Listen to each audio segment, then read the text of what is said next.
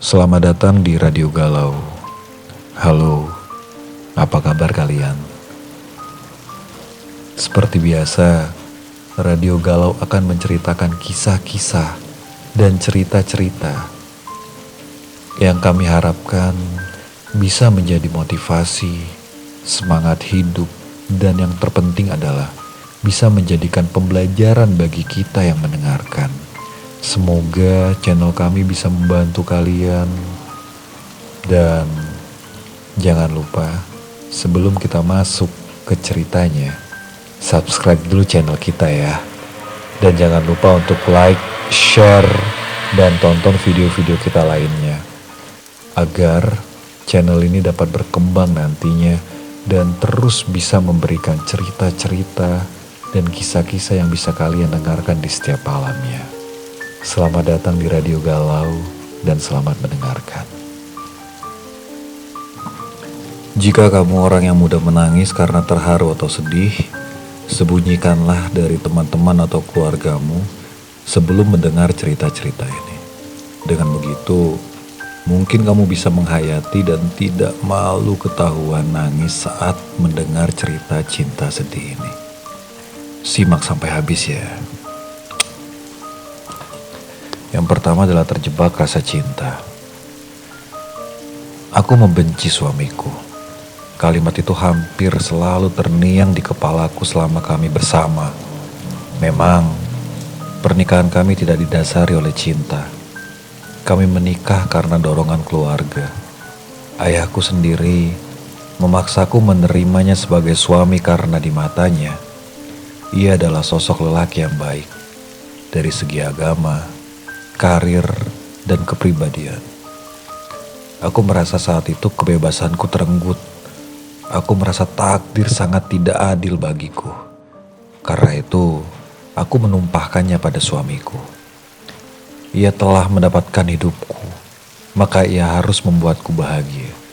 Dengan keyakinan itu, tanpa rasa bersalah, aku menyuruhnya membelikan berbagai hal, dari tas, mobil, perhiasan, bahkan perawatan kecantikan di salon yang mahal. Aku juga menolak bekerja dan hanya menghabiskan waktu di salon atau jalan-jalan bersama teman-teman. Suamiku tidak pernah mengeluh. Dengan itu, semua dan tetap menuruti keinginan-keinginanku. Justru aku yang sering marah saat ia menegur. Lupa membereskan gelasnya karena terburu-buru ke kantor atau lama di kamar mandi. Tapi tetap, ia tidak pernah marah padaku, meski aku kurang ajar padanya. Tanpa terasa, sudah 10 tahun berlalu. Kini kami sudah memiliki 2 orang anak. Meski sudah cukup lama, tapi rasa benci pada suamiku belum juga hilang. Suatu siang, saat hendak membayar ongkos perawatan di salon, uang di dompetku kosong. Aku menelpon suamiku. Ya, uang di dompet mama kamu ambil ya? Suaminya menjawab, maaf mah, tadi ayah mau kasih uang jajan anak-anak, tapi ternyata dompet ayah lagi kosong, jawabnya. Aku murka padanya. Lewat telepon aku membentak, mencaci, dan menyuruhnya datang. Pemilik salon pun menenangkan. Ia bahkan berkata bahwa tidak apa-apa bayar lain kali, karena sudah kenal baik denganku. Tapi aku menolak. Bukan karena malu tidak membayar. Aku hanya ingin membuat suamiku kerepotan. Beberapa jam berlalu. Tiba-tiba datang sebuah telepon dari rumah sakit. Suamiku kecelakaan dan sedang dalam kondisi kritis. Bergegas aku menuju ke rumah sakit sambil menghubungi orang tua kami. Dokter lalu menjelaskan jika ternyata penyebab kritisnya suamiku bukan karena kecelakaan, tapi karena stroke. Hanya beberapa jam kemudian, suamiku meninggal dunia. Upacara pemakaman digelar. Semua orang yang mengenal suamiku dengan baik menangis pada saat itu. Memang aku sedih, tapi air mataku tidak bisa tumpah. Dadaku pun sesak, namun aku bisa tetap tenang. Seperti itulah kondisiku saat suamiku selesai dikebumikan. Beberapa hari setelah pemakaman, datang seorang notaris yang mengurusi masalah warisan. Usai semua urusan dokumen selesai, ia memberikan sebuah surat wasiat dari suamiku. Pada surat itu tertulis, Aku harus pergi terlebih dahulu. Kuharap engkau tetap sehat, istriku. Kuberikan engkau kebebasan untuk melakukan apapun karena ku tahu engkau merasa aku merampas hidupmu. Karena itu, lakukan hal yang baik di sisa waktu yang telah banyak kamu buang ini. Aku juga akan mendoakan dari sana. Semoga kamu bisa mendapat suami yang lebih baik dariku. Kutitipkan anak-anak kita padamu. Ajari mereka agar bisa mencintai seseorang sebaik dirimu. Sampai jumpa, istriku yang manja. Selesai membaca surat itu, barulah air mataku yang tertahan tumpah. Lututku melemah dan aku mengerang sekuat-kuatnya. Saat itu kusadari bahwa suamiku telah berhasil mencuri hatiku dengan ketulusannya. Seumur hidup, aku akan terjebak pada perasaan cinta padanya. Ada pepatah yang mengatakan, jika penyesalan selalu datang terakhir. Apakah kamu sering marah seperti istri pada cerita cinta sedih yang bikin nangis tadi? Lebih baik hentikan kebiasaan itu sebelum terlambat. Cerita yang kedua adalah obsesi. Siapa sih yang benar-benar berniat jatuh cinta lewat aplikasi pencari jodoh? Mungkin hanya orang bodoh, lugu, dan naif yang bisa. Sialnya, orang bodoh, lugu, dan naif itu adalah orang yang kusukai. Namanya Colby. Aku sendiri sudah menyukai Colby selama lebih dari 2 bulan. Kami satu sekolah dan sama-sama mengikuti klub seni lukis. Sayangnya, aku terlalu takut menyatakan cinta padanya.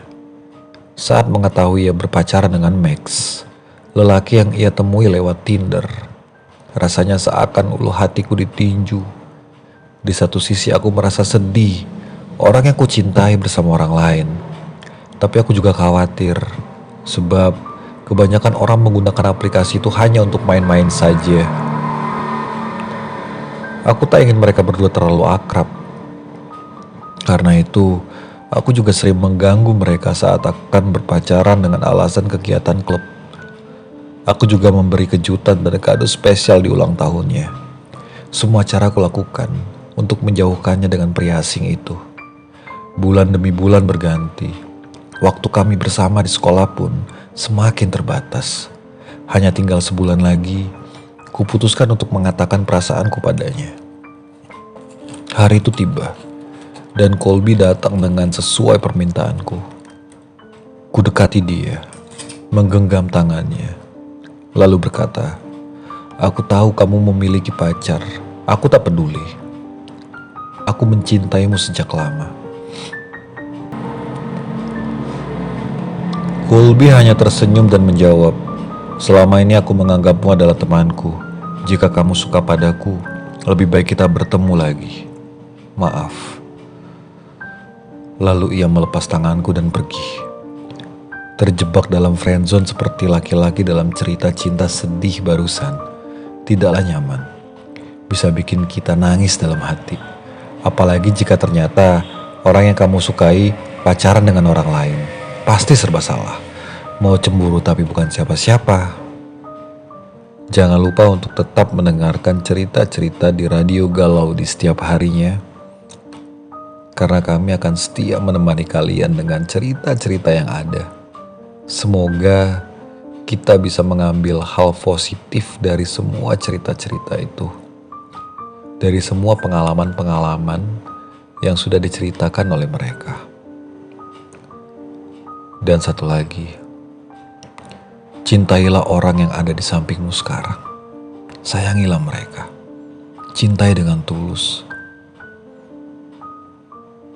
Oke, selamat tidur dan selamat malam. Sampai berjumpa lagi di cerita galau selanjutnya.